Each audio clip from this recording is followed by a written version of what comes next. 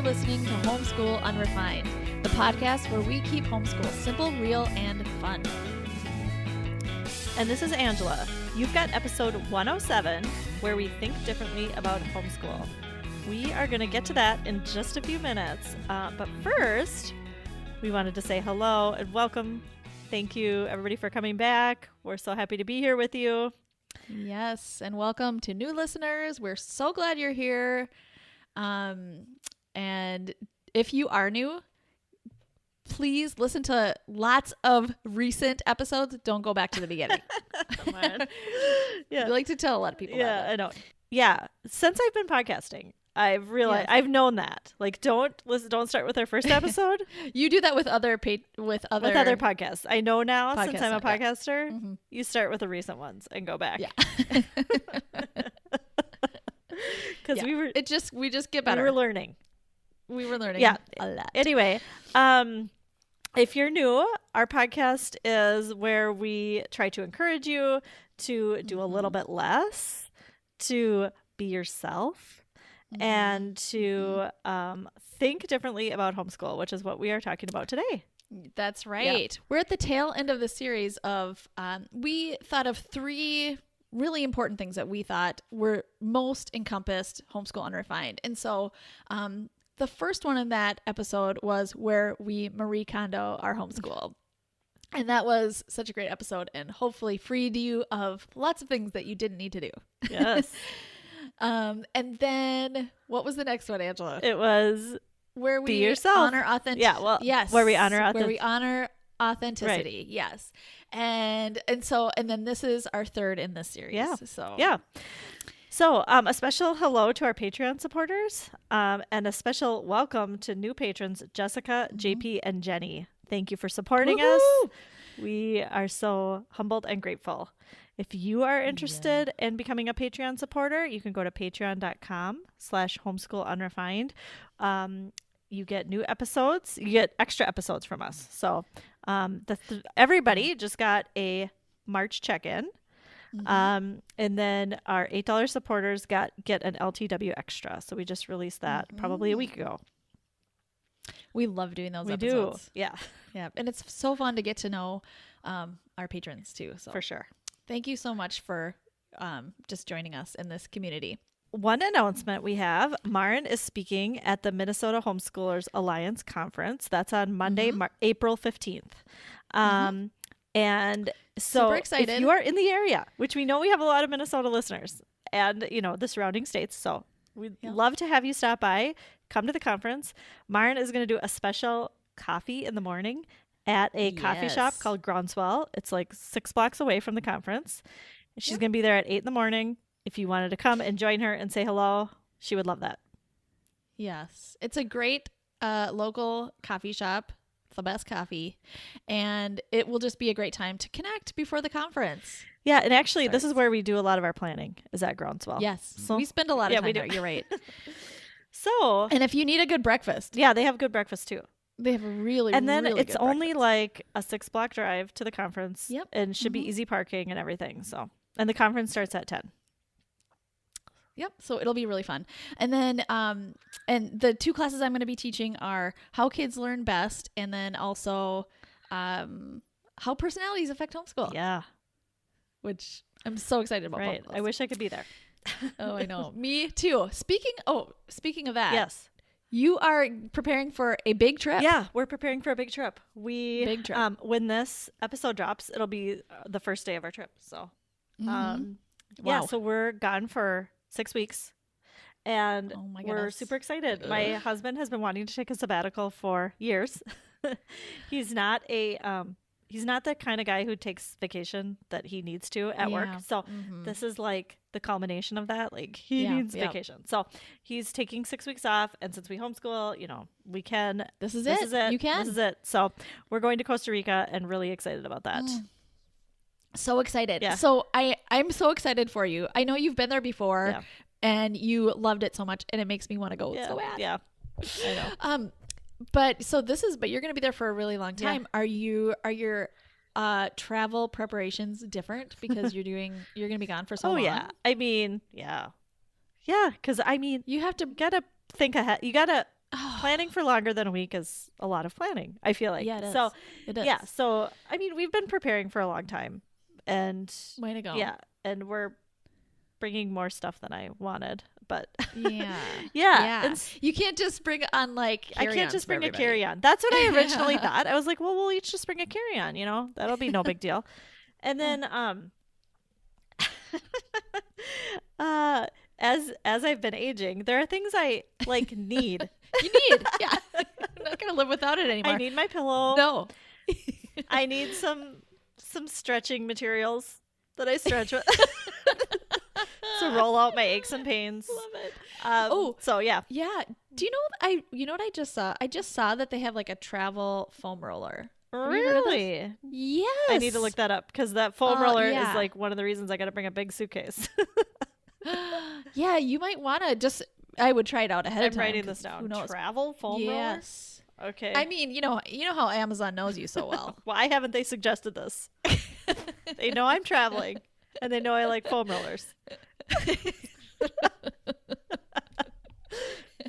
Yeah. Oh my goodness. Well, I hope that works for you because and then let me know. Yeah.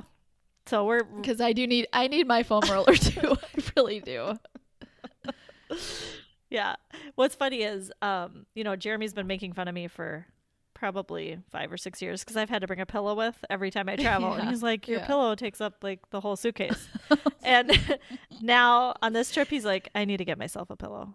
And I'm like, yep. See, you do. You're there. So actually we have 2 pillows coming with us. Yeah. Oh my goodness. And so while I'm gone, the podcast will still be happening, which is exciting. So you've got a guest host. Vanessa is going to be here to guest host for an episode. Wright. Yes, Vanessa Wright. So excited. And then we have an interview that you're going to do. Yes, which you're not going to want to miss. I know. I'm not going to want to miss. I might be there for it. So actually what we're thinking is if we have good internet connection, I'll be there. Yeah. But I don't really know what my internet situation is going to be like. So we're kind of playing that by ear. Yeah, I really hope you can join because I think you're going to love this conversation so much. I know. Can't wait. And then for Patreon, we're still going to do Patreon. And I'm just going to roll with whatever internet connection we have, which I think should be good. I mean, I'm pretty sure it should be good. I just don't know. Yeah. Yep. I'm sure. Yeah. And it'll be good. It'll be good. A little good reflection time for you. You can tell us a little bit about how you're doing and stuff. So. Yeah. Ooh, I can't wait. Yeah. All right, let's move on to our main topic this week, which is we are thinking differently about homeschool. And so before we get started with that, what do we even mean when we say we're going to think differently about homeschool?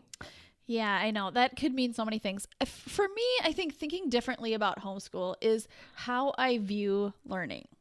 Do I view learning as, sitting at a table, finishing curriculum, or do I see learning happening in other places? Mm-hmm. Do I value other kinds of learning besides maybe a traditional type of learning? And I think we as homeschoolers, we get to decide what learning is for our kids, and our kids can show us. Our kids show us what learning is, what they're doing. They're learning all the time, and so as homeschool parents, we have the opportunity to pick up on those things and adjust accordingly to what is really happening in their brains. Mm-hmm. And I think this is not easy. I mean, this is the lifelong challenge of a homeschooler, I think, because we are undoing all the things that have been ingrained in us about what learning and education and school means. Right. So we probably grew up with an idea, or as adults we've had ideas. It's just cultural, and so yes. We are trying to reframe those thoughts that have been so ingrained in us. Yes, and that all of you are homeschooling. Most all of you are homeschooling who listen to this podcast, and so you are doing it because you want something different for your kids in one way or another, and so you are all thinking differently about your kids' education. And so I guess we just want to affirm that in you, and then also keep challenging ourselves of those ingrained assumptions. That is so good. And we all need to hear this. I personally just needed to hear that now. So thank you. And I do think there is a leap that we have to take as homeschool parents, this leap of faith that this is the right thing to do for your kids. And it's can be scary. It can feel dangerous. It can feel, you can feel very unsure, like, is this the right thing? Because it's not the main way to go. It's not, the culturally like normal thing to do. And so it takes a lot of bravery. It takes a lot of courage to do this. And then sometimes I think what happens, and I'm saying this from my own personal point of view, I can tend to rethink what did I just do? I just took this leap, but now I don't know how far I really want to go. I mean, yes, we're homeschooling, but it feels safer to count the paperwork as the real learning, sometimes. And then I have to remember I have to ask myself every day, like, why am I homeschooling? Why am I doing this? So I get to think differently about homeschool. It's not so that I can do the same things at school that they're doing at school and just bring them home and do them here. I get to do it differently. Yes. It can be. So it's like, it's an act of courage, like every single day. It is. And especially when you have decided to do something that is, like maybe you're deciding to delay teaching your child how to read. Yes. Or, maybe and that's like culturally, you're going against the grain. If you've decided that, if your second or third grader is not reading the way a second or third grader in the public school system would be reading, right, you are making, that's huge. And that you're right. That is a huge act of bravery. It is, especially when there are people around you, like checking to see if your second or third grader can read. Right. And then you're like, we've chosen this, like it's just the way it is. Yeah. This is how we wanted it. And, that's tricky. Yeah. Very. So, very. Yeah.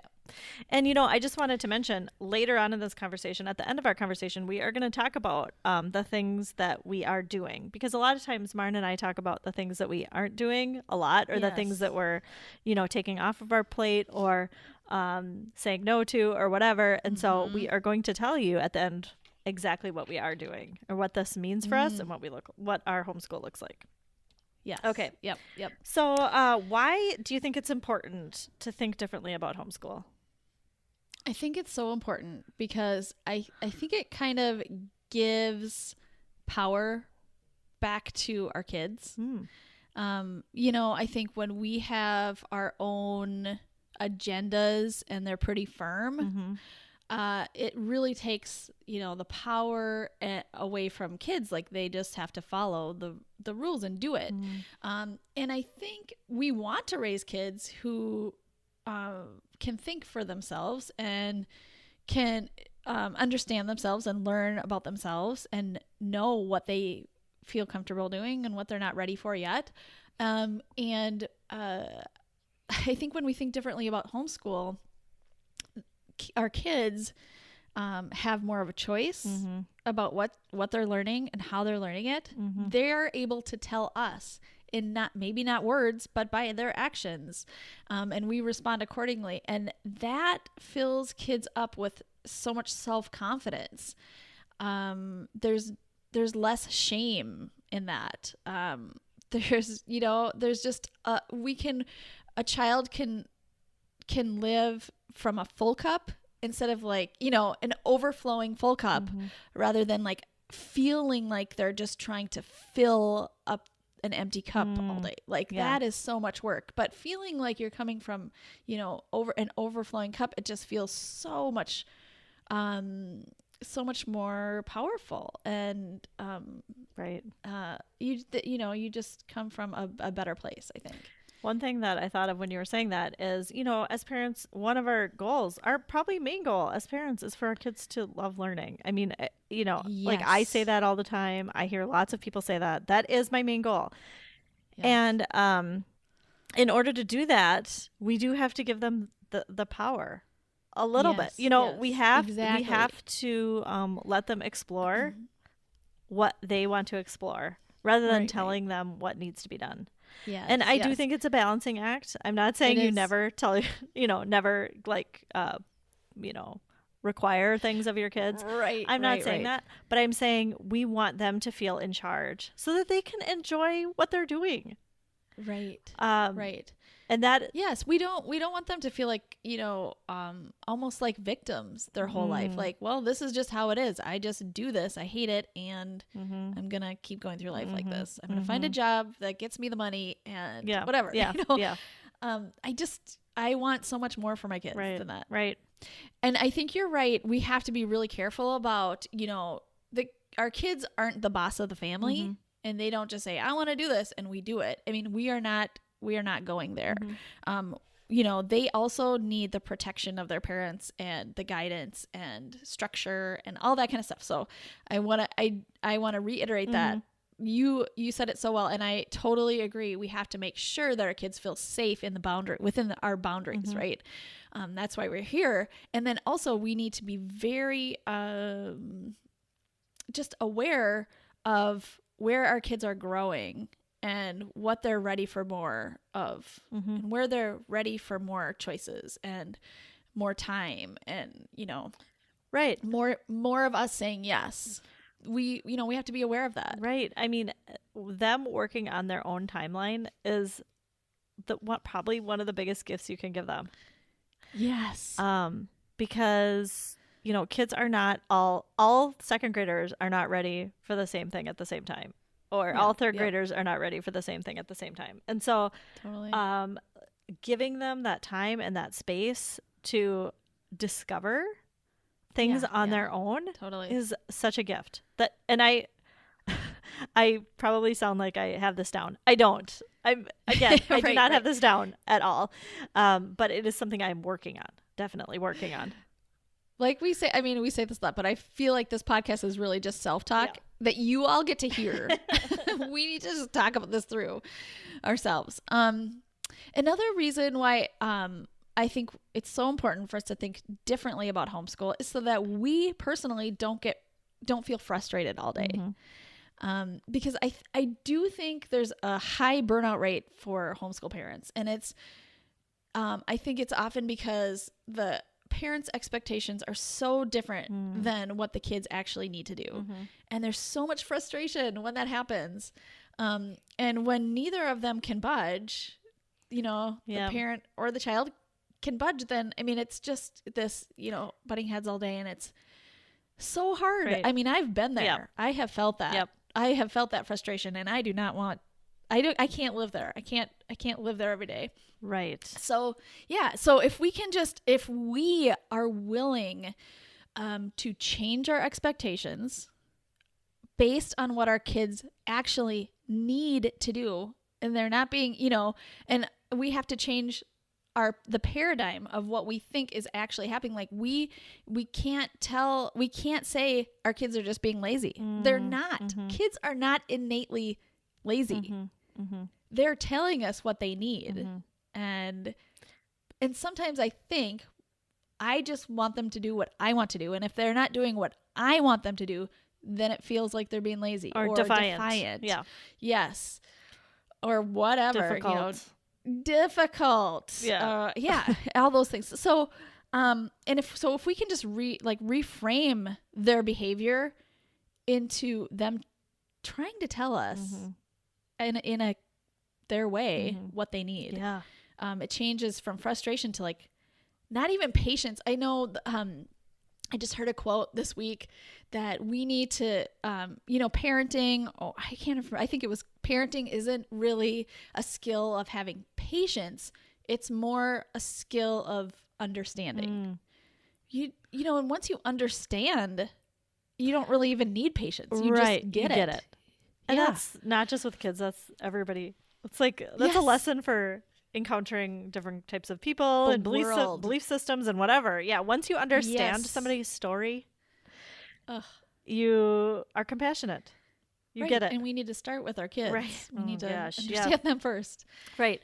The other reason I think we need to think differently about homeschool and this whole paradigm shift about what is learning is because I want my kids to know that like life things happen, life things, I don't know, life events, interruptions and interruptions, and just not even that, just like the daily tasks of life happen and are important.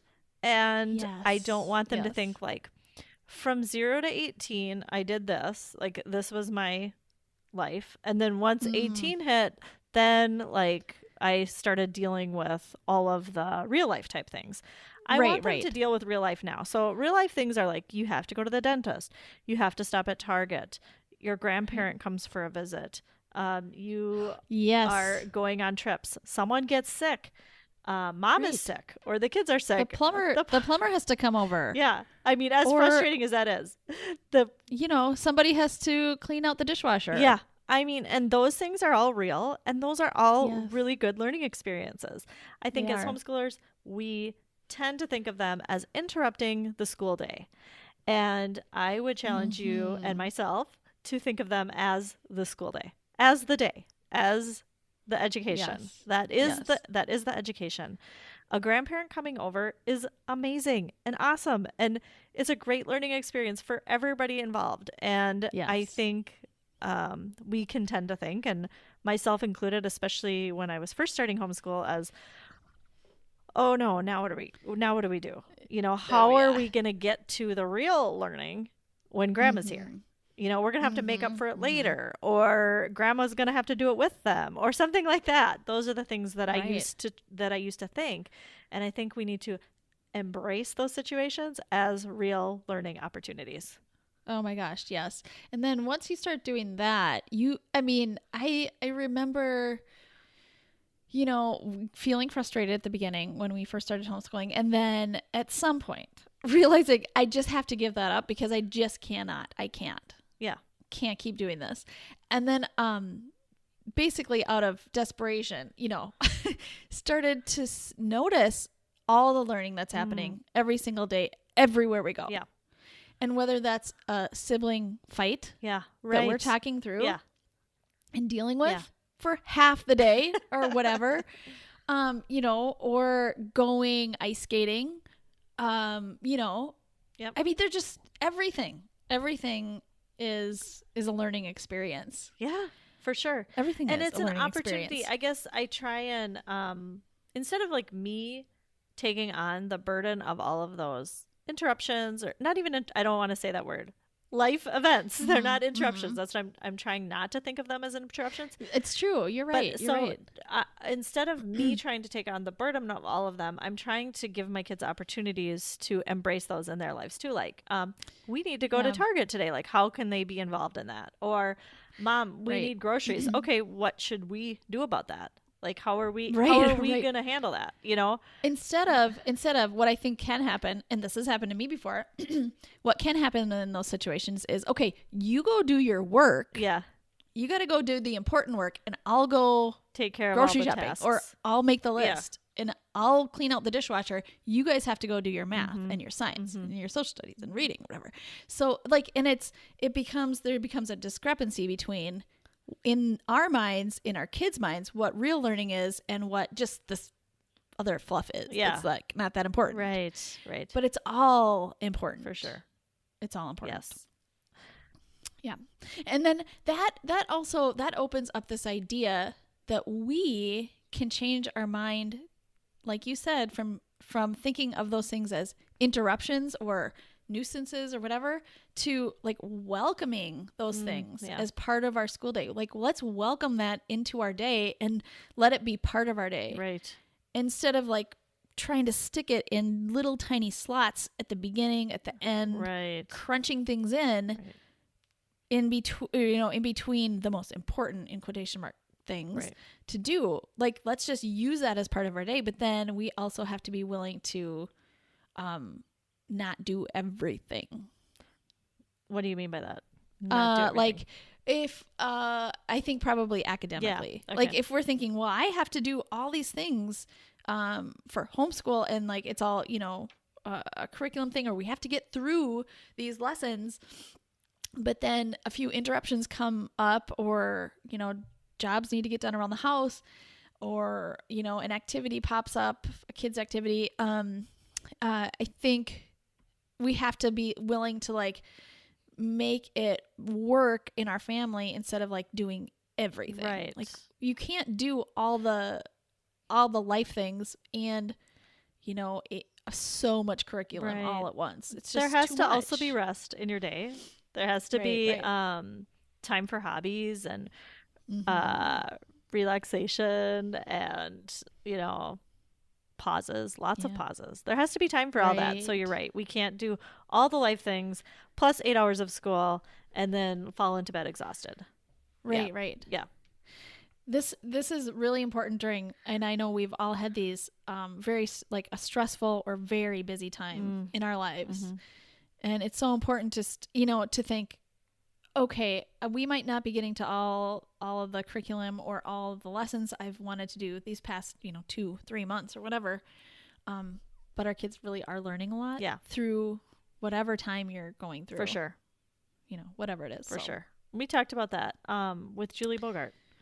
Yes. On our episode with Julie, which was a few back. I think like 103 maybe. Okay, so what does homeschool, or what can homeschool really look like for us? And I think we've talked about this a little bit, and we just talked about it a little bit, but sure. I think like you talked about counting things as homeschool, like making meals. I mean, we all know as homeschoolers, like we are home for 3 meals a day and snacks, and that is something like most of the world is not doing, like because they're either in school or work or whatever they're doing. They're not home making all those meals. And that is such a challenge for so many of us. I know it's a challenge for me and everything, but I have to think about the meal preparation, the planning, the shopping, the making of the meals, the cleaning up. I have to think of that all as part of homeschool. Absolutely. Otherwise it's all you. And then it's so much stress and frustration, and our day is super long, like we just talked about. So I really have to count meals as that is part of school. And obviously, as your kids get older, that gets easier to do. Yep.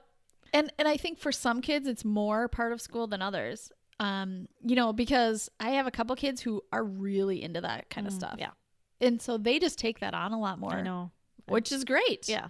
Like also, in these instances, it's so important to, like we talked about before, kind of following our kids' lead and what they're interested in, because our kids learn the most when they're super interested in something, when it's the thing they like to do or whatever. So if your kids are interested in cooking or baking or, meal planning or putting things in your Instacart order, that's all learning. So if that's something they like to do, they can do that a lot. Or if it's something they don't like to do, maybe they try it, a little bit. Yeah. But it's not maybe their main thing that they do all the time. Yeah, maybe not. I am actually struggling with that right now because I have one child who's not that into cooking.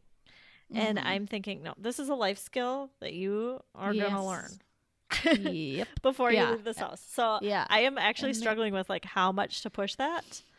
And I think I can wait a while. Like it doesn't have to be right now. I can wait a while. Yeah. But I didn't know how to cook when I know nothing about cooking when I was a child. Yes. I learned it all when in my 20s through trial and error. So that is something that probably will be a non-negotiable for me, but yeah.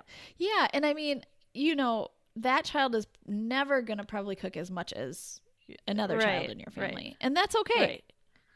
That's okay. Right. But it's good to have like a baseline. For sure. You might have a baseline. Yeah. Too. That's different than somebody else's, Yeah. So other things that your homeschool day can look like, routines, like having a routine is simply, it seems simple. It seems like a simple thing, but I don't think it can be understated. And it might not even seem, a lot of the stuff might not even seem like learning to you. It doesn't seem like they're learning much, but oh my goodness, a routine. There's so many great things that happen in a routine. In our morning routine, we've just decided to do like kind of 3 basic things in the morning, and that is chores, breakfast, and read.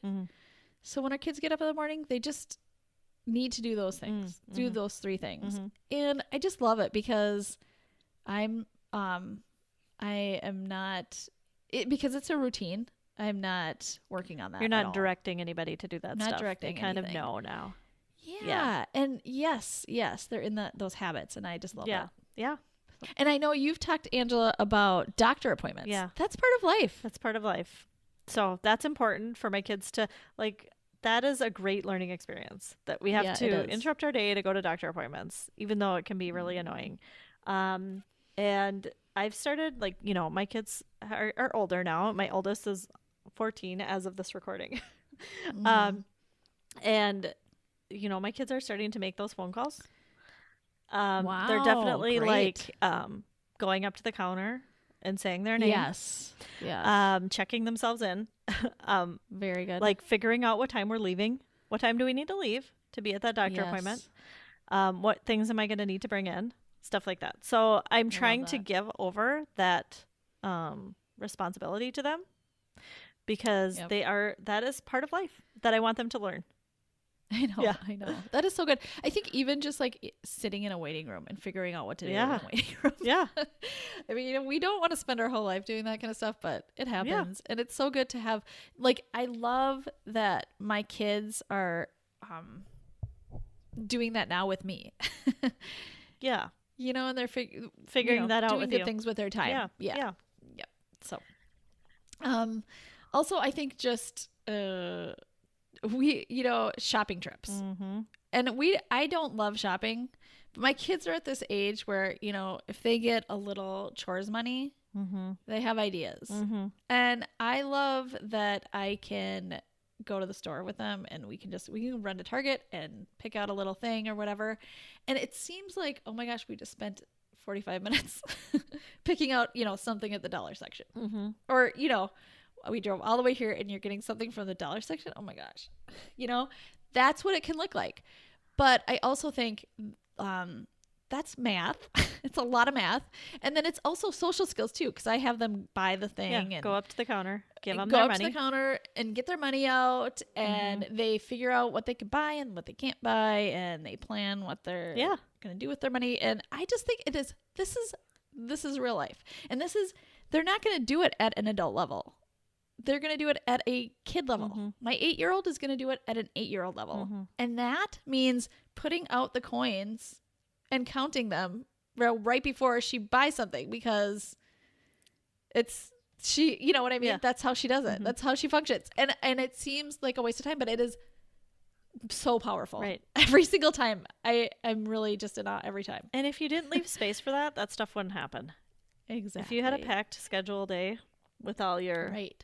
And I do have to say, we do math at home too. We do math, and she goes through those lessons, and you know what I mean? She learns, but when we go to Target with coins, it's just different. Yeah, and it's an experience. It's experiential learning. Experience, yes. Yeah. And so it is more powerful than any lesson I could do at home. Right. Anything. So I just, you know, we have to welcome those things. Right. Another thing, and this is kind of, I mean, this kind of goes back to our episode about honoring our authenticity. Yeah. And so you need to do this your way too. But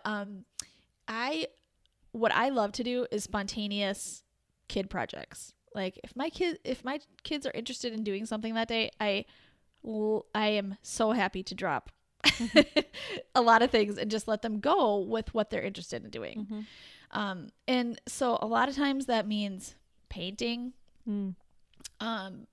making things out of boxes, creating restaurants or shops in our house, building forts.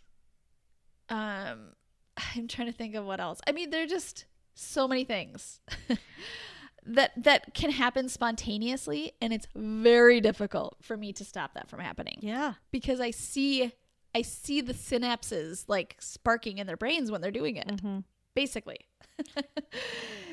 You are so good at that. You are so good at that. I am not so good at that. I am, and I think your kids are like you know, in that way. They've been, they know that that's your family culture to like stop and do projects. And so they have lots of projects they want to do, which I think is so great. I think that's so awesome. I wish I were better at that. Yeah, and there are seasons for it too. Like sometimes, sometimes my kids are really into it, and sometimes they're just not, and they're just, not into big projects. But sometimes when they are, I really think it just makes for a much more balanced house. Everybody is kind of in their element when we're doing those kind of things, and it just feels right. Right.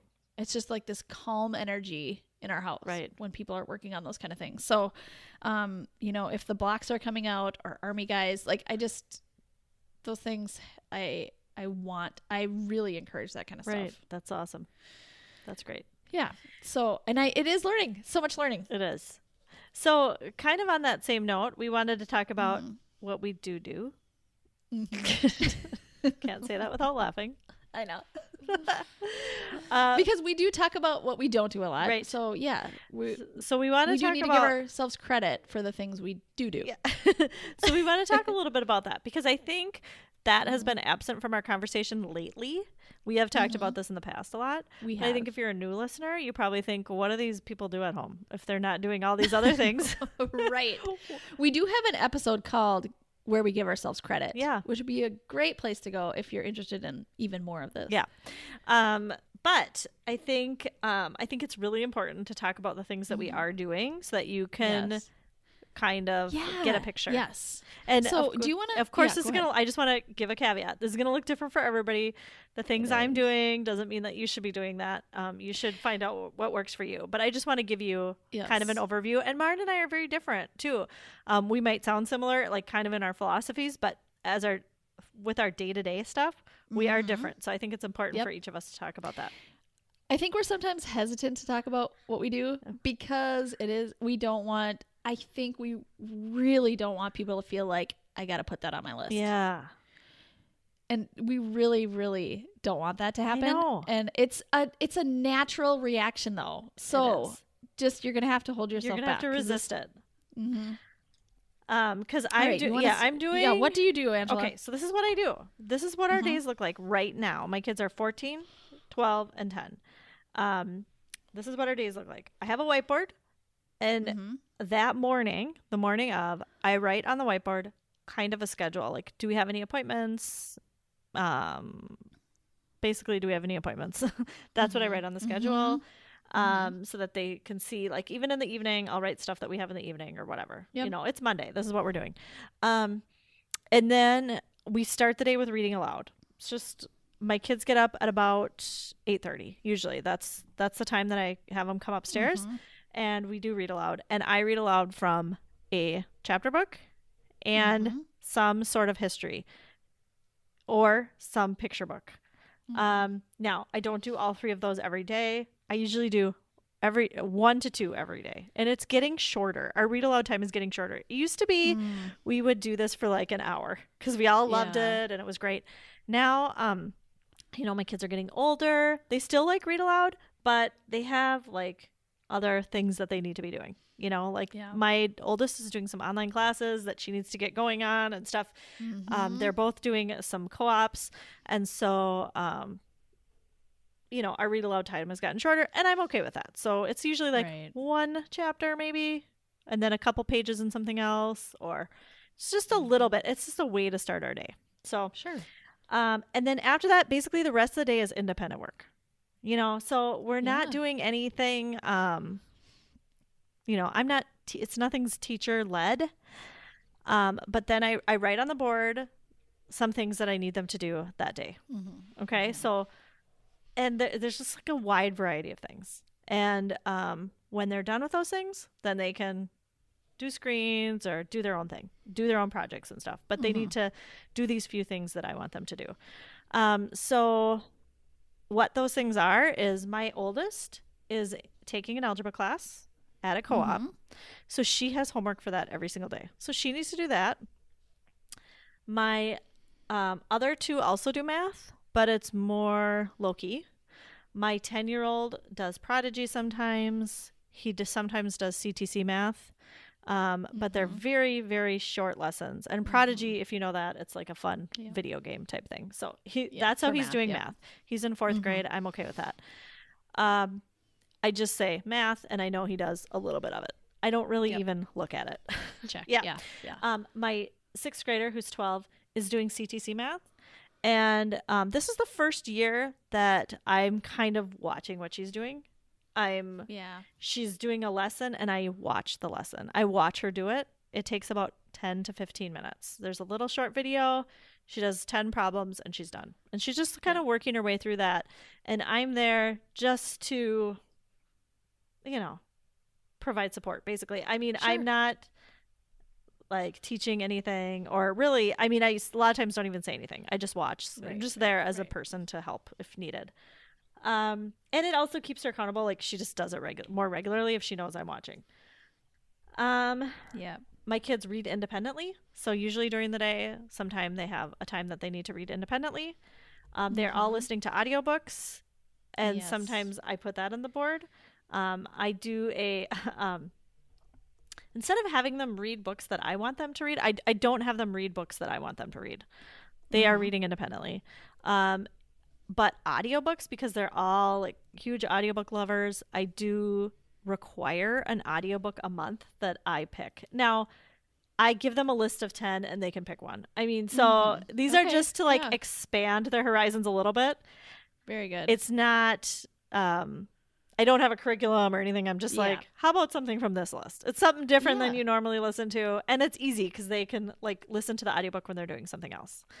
Very good. They do that. They go outside every day. And then the other things are like I was talking about before, making meals and cleaning up after meals.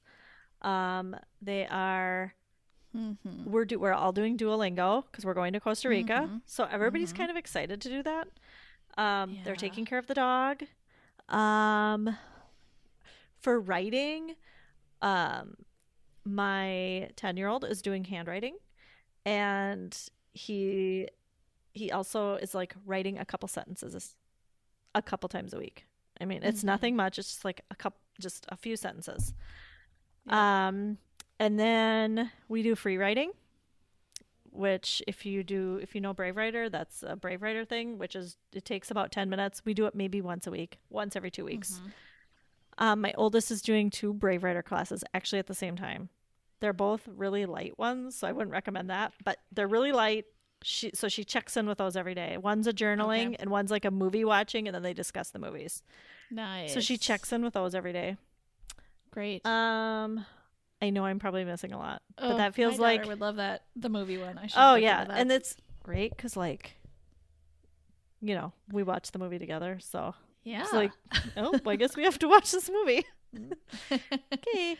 I'm trying to think about what else we do for writing.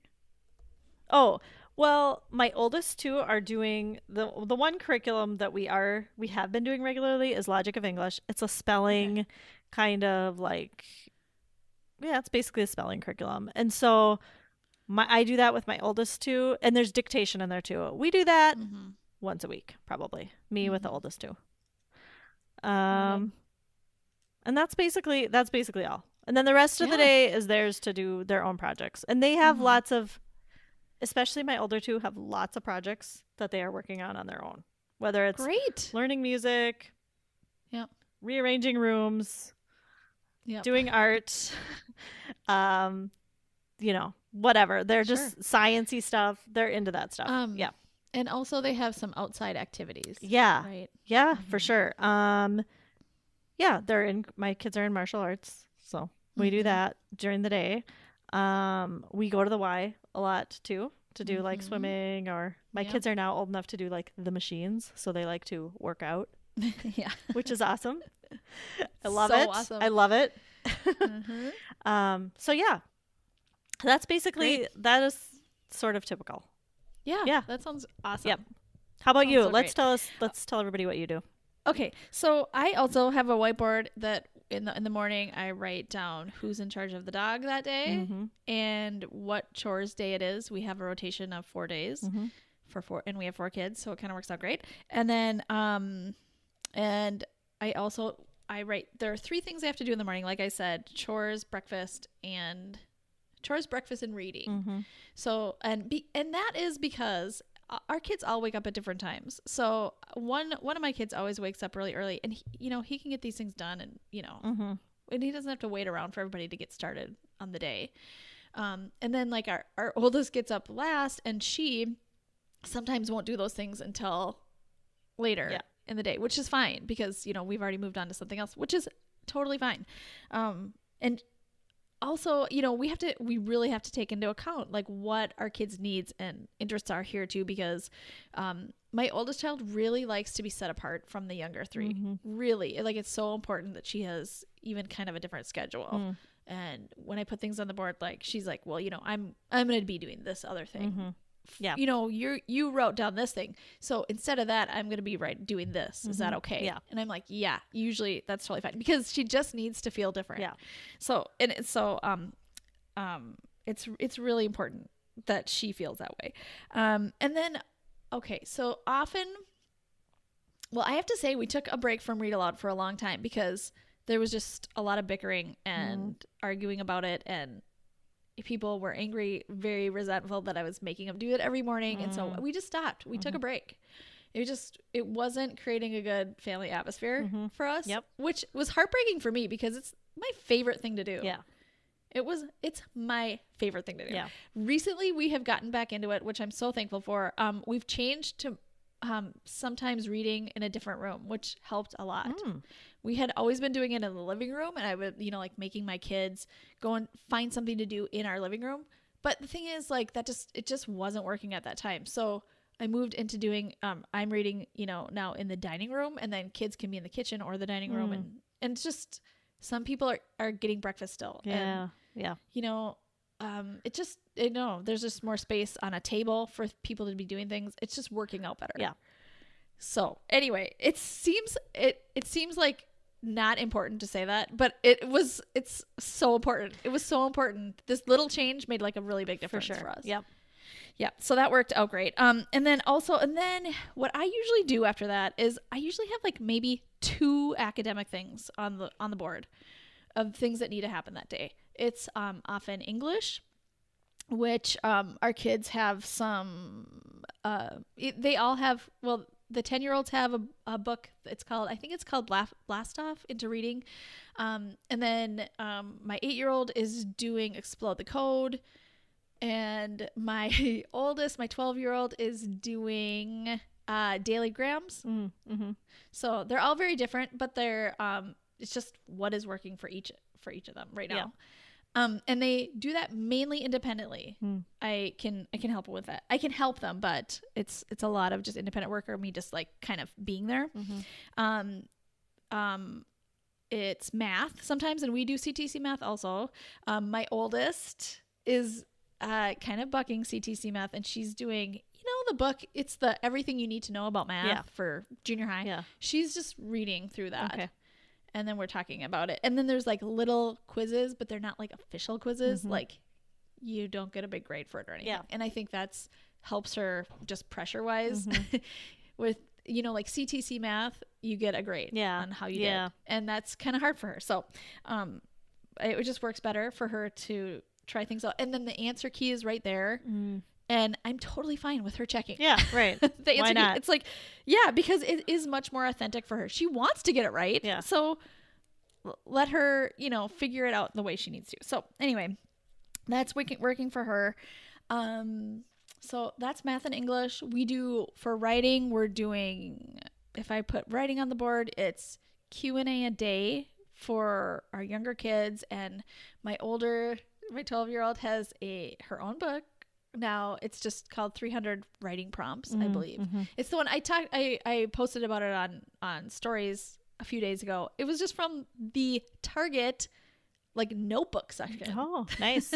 So interesting. So, and it's just really great writing prompts that she loves because they feel, older. They're not kid centered, which she loves.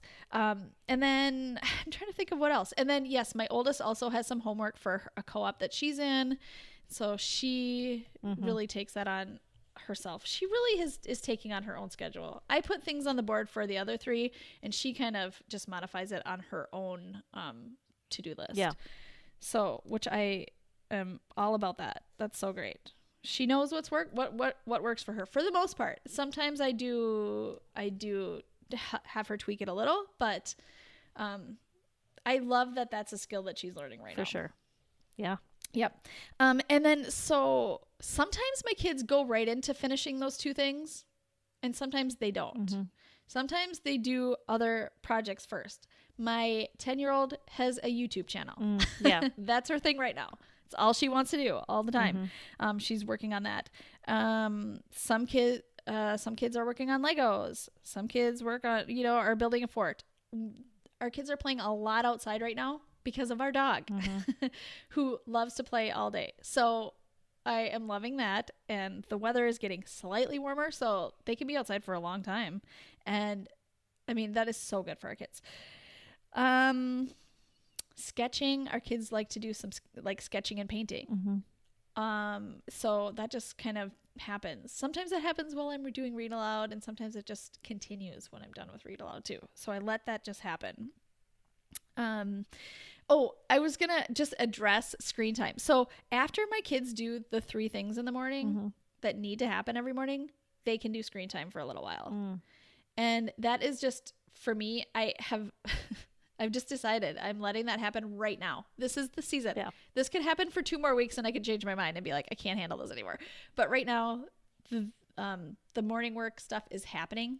It's motivating them to get that done. So I'm letting that happen. Also, they can earn more screen time by they can either do more audio, they can do audiobooks, another math lesson on CTC Math. If they read for 15 minutes, they can get 15 minutes of screen time extra. This is just like extra after that. So that is motivating for my kids too right now. Really motivating. And they're getting a lot of work done. So I'm going with it. Yeah. Also lots of cooking. And that, like, for cooking, there's a lot of planning that is happening. There's like adding things to our shipped order from Target, or going to Target. And that's where I will drop stuff. I will drop plans to go to Target to get ingredients because I am valuing that learning so much. And we're doing some adventures too, which I love to do. Like, we will go to a park. We'll take our dog to a dog park. We'll go, I don't know, just visit something, go to a museum. And those kind of things for me are sometimes just last minute. Like, I think today we need a change. Yeah. I can tell. Yep. I can tell. This is happening. We also go to the YMCA. We go swimming a lot. Sometimes on Tuesdays we go to movies because it's $5 Tuesdays. And sometimes even just in the middle of the day, we'll watch a movie together because I just want to. Yeah. And it's great. It's a great shared positive experience together. For sure. And we can talk about it. And we have great conversations about those things. So yeah, that's what our sounds awesome. Days Sounds encompass. Full. It's full. Yeah. It is. You're right. Yeah. But you notice we do academics. It's just not our focal point really. Yeah. Because I do see the learning everywhere. Yeah. Yeah. Yep. I love it. Yeah. All right, let's move on to loving this week. Yes. All right. Angela, what are you loving this week? I have a new favorite t-shirt. If you're a longtime listener of the podcast, you know that I had a favorite t-shirt way back, probably 2 years ago or 2.5 years ago.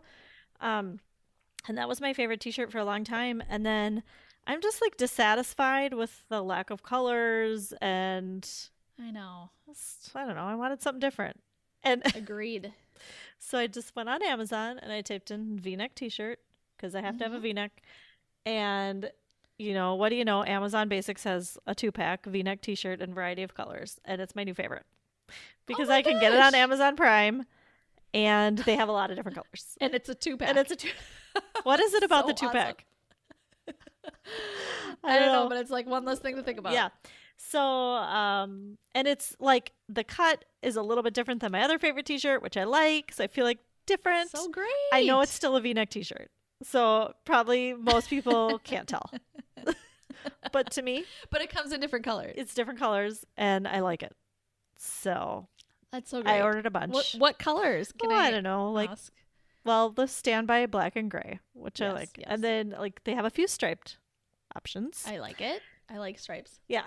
So that's and red. There's some red or magenta or something. I don't know. I'll put the link if you're interested. Do they have the same t-shirt in like a round neck? Probably, yes. I think they do. That's what I need. Actually, I was thinking, do they have the same one in long sleeve? Because I can never find a good long sleeve t-shirt. I have like 2. I need more. So, because I'm wearing the same 2 all the time. So seriously, I haven't searched that on Amazon, but I will put the link for this one. It's a good one. Okay, I can't wait. Okay, I'm probably gonna show up with that t-shirt in the crew neck version. Yep. Okay, what are you loving this week? Okay, I am loving a new knee pillow. Gosh. Okay, our older listeners are gonna love this. I need something between my knees when I'm sleeping at night because my chiropractor said I needed to, first of all. Okay. Yep. Because it straightens my spine. Yep. And really we probably all should. Yep. And I've been using a pillow for a long time, but it just it's too big. It gets in the way. I can't turn in the middle of the night. Yeah. And I have to readjust. Okay. This knee pillow just stays in You're place. piquing my interest.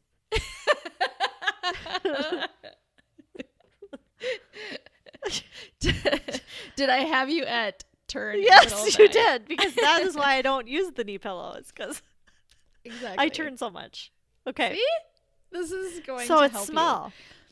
It's small. It contours to your knees or, your legs. It's like you put it right above your legs. Yeah. So it's perfect. And it just fits right in there and you can turn whichever way you want. You can even lay on your back with it in between your knees and it just stays there. I love it. Tell me you got it on Amazon. I got it on Amazon. Okay, I'm ordering it. Maybe it'll go in my suitcase. Sold. I do not think there's a travel version. Well, it sounds pretty small. Yeah, it's not big. Wow. Yeah. So it's really helped me. I think I'm getting better sleep. Really? Mm-hmm. Okay. Mm-hmm. I might have to try that. Because I know I need that. Ever since, when you're pregnant, you sometimes use one. Yes. And I've wanted one ever since. But oh, yeah. I know. So. I know. For a long time, I didn't use a pillow at all. And I don't think I noticed it. But then when I started putting a pillow in between my knees again, I was like, oh, this feels so much better. Yeah. Yeah. It just feels so much better. So. Yeah. All right. Well, thank you everybody for listening. If you want, we are on social media. You can find us there. We're on Facebook and Instagram at Homeschool Unrefined. We have a closed Facebook group we'd love to have you join called Unrefined Homeschoolers. And then our website is homeschoolunrefined.com where you can find links to everything that we talked about. And we'll see you next time. Thanks for listening. Homeschool Unrefined is created and produced by Maren Gorse and Angela Sizer. Ethan Miller is our editor, and Amanda Ginn is our VP of all the important things.